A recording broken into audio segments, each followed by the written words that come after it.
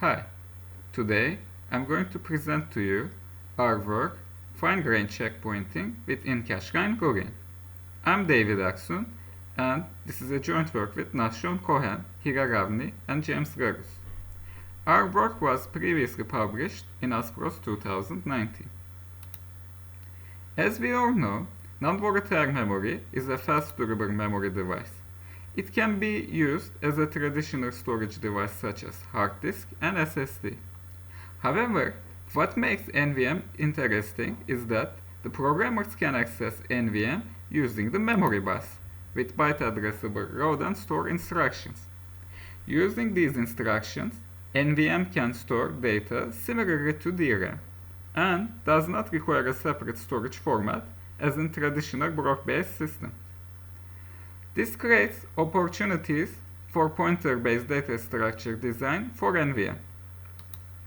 In a typical scenario, during runtime, an application can access NVM as a durable memory device by mapping the ranges to its address space. After a while, the application can crash due to reasons such as power failure. During the crash, the data structures can end up in an inconsistent state. The application has to recover the data structures. Once the data structures are recovered, the application can continue execution. Why do we need to recover after a crash? The problem is that the volatile processor caches are on the way. While the caches improve performance of the application, they create a lot of challenges for maintaining consistency in NVM data structures after a crash. Since the caches are volatile, if a power failure occurs, the latest modifications might be lost. This is not the only problem. The caches can also reorder writes to NVM if not explicitly programmed. For this talk, we will focus on building durable data structures for NVM. The application will run operations that can modify the data structure. For example, let's take a B+ tree. Here, a single node can contain an array of keys and values. Let's focus on the example of doing a put operation. Here, we want to update the value corresponding to key 10 from 7 to 12. There are many existing approaches that can be used to solve the issue of consistency after restart. One method would be to checkpoint the data structure in a separate location. Periodically, the checkpointing runs. After a failure, the data structure can be recovered to the state of the last checkpoint. The checkpointing approach usually involves long intervals in the order of minutes and can lead to huge lost computation. Most of the other approaches usually rely on a form of logging. During execution, logging mechanism is used to provide consistency guarantees. However, logging requires explicit persist instructions to propagate the data to NVM. For example, in the critical path of the application, cache line flush or non-temporal move instructions followed by store or memory fence operations can be used to provide persistence guarantees. However, this requires waiting a full memory round trip time in the critical path of the application. Now, we will present our new approach that can be used by expert library programmers to make a data structure durable with low overhead. The design challenge is that the caches are volatile and can reorder writes. Our idea relies on two components. The first one is fine-grained checkpointing, which is inspired by periodic persistence from the Dari hash map, and the second component of our work is in-cache line logging, which is our novel contribution. Using in-cache line logging, we can avoid persist instructions in the critical path of the application. Now I'm going to present the fine-grained checkpointing part of our work. Instead of keeping a separate replica, we have one version of the data structure. Fine-grained checkpointings divides the program execution into epochs. At the beginning of each epoch, we checkpoint by freshing all the caches.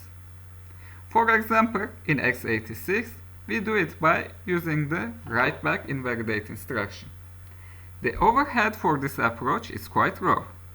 In our experiments, the overhead of freshing the entire cache hierarchy for 64 millisecond epochs is around 2%. If a power failure occurs, the data structure might have been modified in the epoch, so we still need to have a way to undo all the work done within the epoch. For this, we can use a log. Unfortunately, using logging introduces explicit persist instructions in the critical path of the application. For example, before putting value 12 to the location corresponding to key 10, we have to create a log entry. Then, we have to persist this entry. After all this, we can update the value. The question is, can we do better and avoid the explicit persist instruction in the critical path of the application? Now, I will present a new idea, in-cache line log, that will do much better. Instead of using an external log, the idea is to put the log inside the cache line that is being modified. We can use the in-cache line log to buffer the modifications. Before updating the value from 7 to 12, we first log the value 7 in the in-cache line log, then we can modify the entry. The cache lines are evicted to NVM atomically. For recovery, all we need to do is to use the in-cache line log.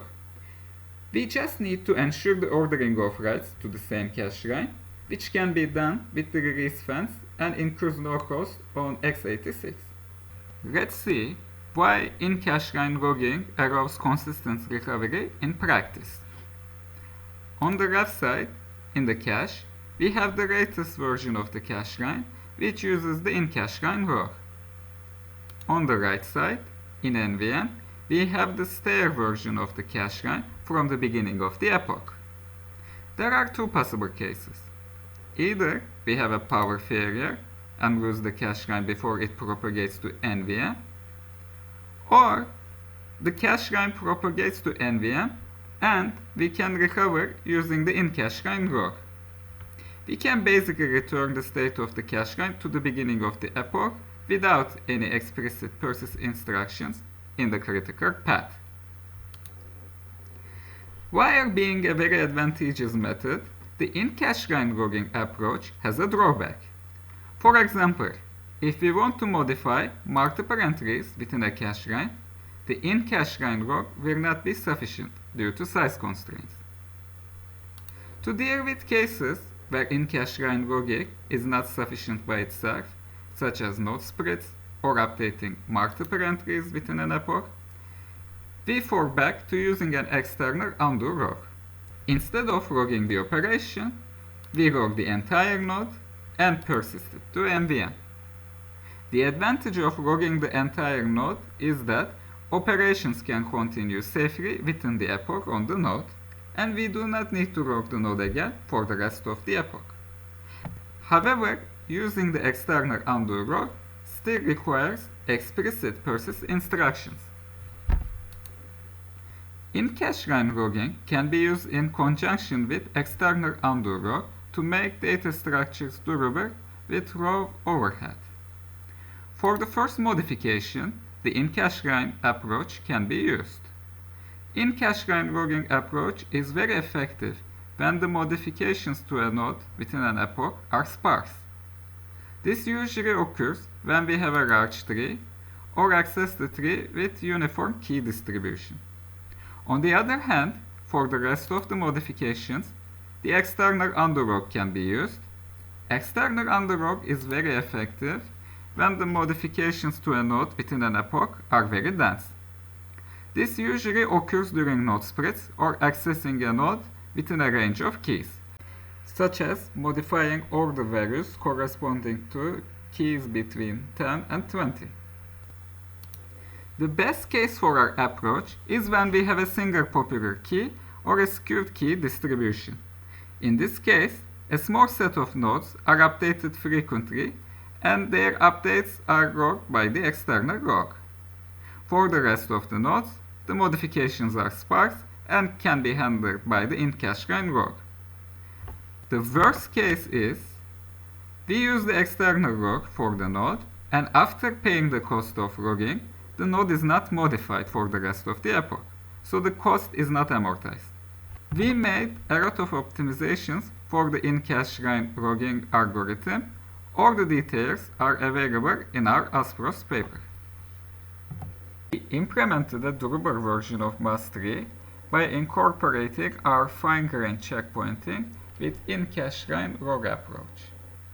MAS3 is a very efficient B-price trie data structure.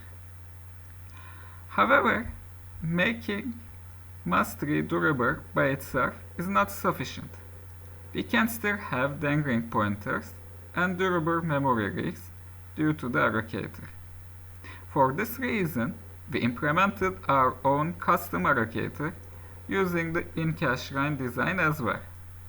Using the durable allocator, we can avoid dangling pointers and durable memory leaks after recovery.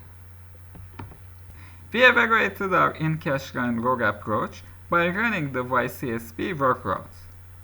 We ran the standard YCSB-A with 50% inserts and 50% gets, YCSB-B with 5% inserts and 95% gets, YCSB-C with 100 gets, and YCSB-E with 5% inserts and 95% scans.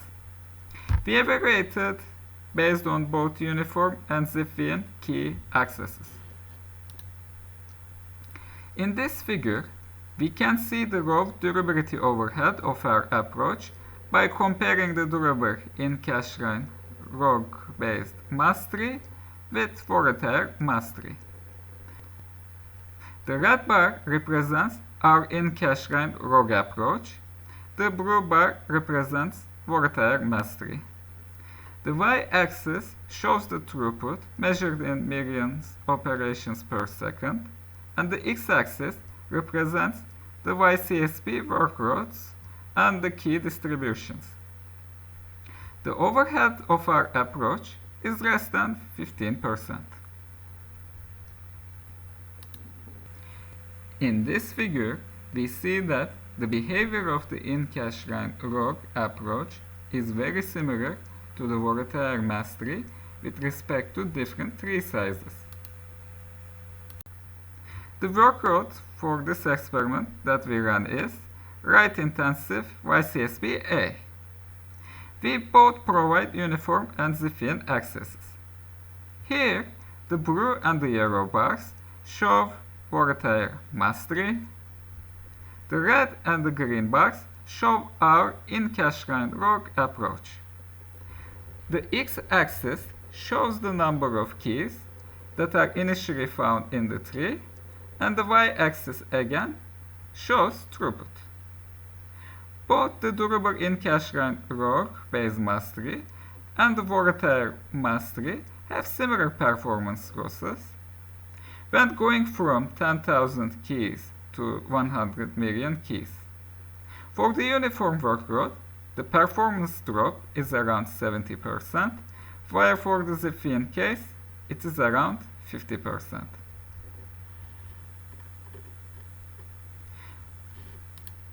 We presented the in-cache line approach to avoid persist instructions in the critical path of the application. We showed how the in-cache line logging approach can be used together with fine-grained checkpointing to recover the state of the application back to the beginning of the failed epoch.